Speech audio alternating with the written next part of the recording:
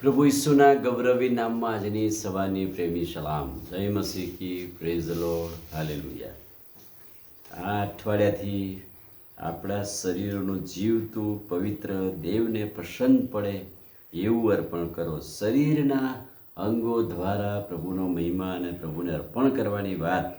અને રોમિયોને પત્ર 12મો અધ્યાય અને પહેલું વચન, તમારા શરીરનું જીવતું પવિત્ર દેવને પસંદ પડે એવું અર્પણ કરો. તમારા શરીરોનું અર્પણ કરો. તો શું આપણા શરીરના એકે અંગ એ પ્રભુના મહિમા માટે અર્પણ કરવાની વાત છે? આપણા શરીરોને બલિદાન આપવાનું એટલે કાપી નાખવાના, શું કરવાનું? બાઇબલમાં એનો અર્થ જુદો લખવામાં આવેલો છે કે આપણા શરીર દ્વારા દેવનો મહિમા કેવો કરી શકાય, આપણા શરીરનું અર્પણ કેવી રીતે કરી શકાય. અને એટલા માટે પ્રભુના વચનોમાંથી કેટલીક વાતો છે કે જે આપણે જોઈશું. અને ઈશ્વરને જીવંત બલિદાન તરીકે આપવાની 3-4 વાતો છે કે જે આપણે શીખી શકીએ છીએ. અને એટલા માટે ઈશ્વરને જીવંત બલિદાન કેવી રીતે આપણે આપી શકીએ? પહેલી વાત, તમારા પ્રતિબંધોનું બલિદાન આપો. હવે આપણા શરીરના અર્પણ પહેલાં કેટલીક વાતો છે.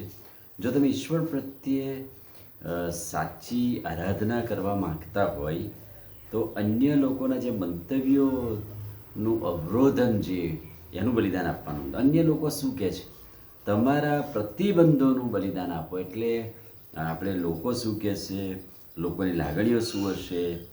તો બાઇબલ તો હેબ્રીઓનો પત્ર 12:1 કહે છે કે આપણે બધો જ બોજો અને વળગીને પાપ નાખી દઈએ. તમારા પ્રતિબંધોનું બલિદાન આપો. એ યોગદાન તમારા શરીર દ્વારા દેવને મહિમા આપવા માટે તમારા પ્રતિબંધોનું બલિદાન આપો. બીજી વાત, તમારી લાગણીઓનું બંધન જે છે, લાગણીઓનું બલિદાન આપો. ઈશ્વર પ્રત્યે આપણું બલિદાન એ છે કે આપણે આપણી લાગણીઓ દબાવી દઈએ.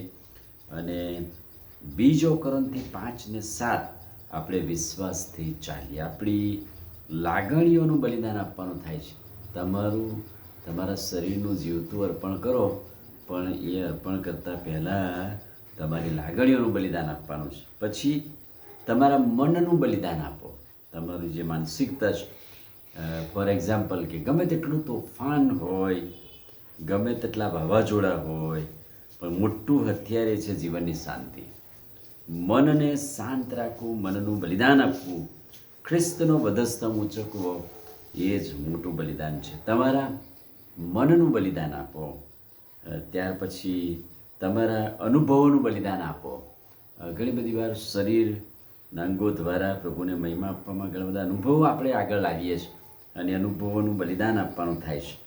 તમારા શરીરનું બલિદાન, શરીરના એક અંગ દ્વારા પ્રભુનો મહિમા થવો જોઈએ. તમારા શરીરોનું જીવતું પવિત્ર દેવને પસંદ પડે એવું અર્પણ આપતા પહેલાં આ 5 વાતો આપણે ચોક્કસ યાદ રાખીએ કે આપણે કેવું બલિદાન આપવાનું છે, આપણે કેવું યોગદાન આપવાનું છે, એ આપણે ધ્યાન રાખવાનું. આમી પ્રાર્થના કરી. વાલા પ્રભુ, આજની સવારની પળોને માટે આભાર. અમારા શરીરો દ્વારા કેવી રીતે અમે ઈશ્વરનો મહિમા પ્રગટ કરીએ એ વચન સમજવા તમારી સમજ બાઇબલના વચનો પ્રમાણે અમને આપી માટે આભાર. પ્રાર્થના પ્રભુ ઈસુના નામમાં કરીએ છીએ. સાંભળો અને માન્ય કરો. આમીન. God bless you.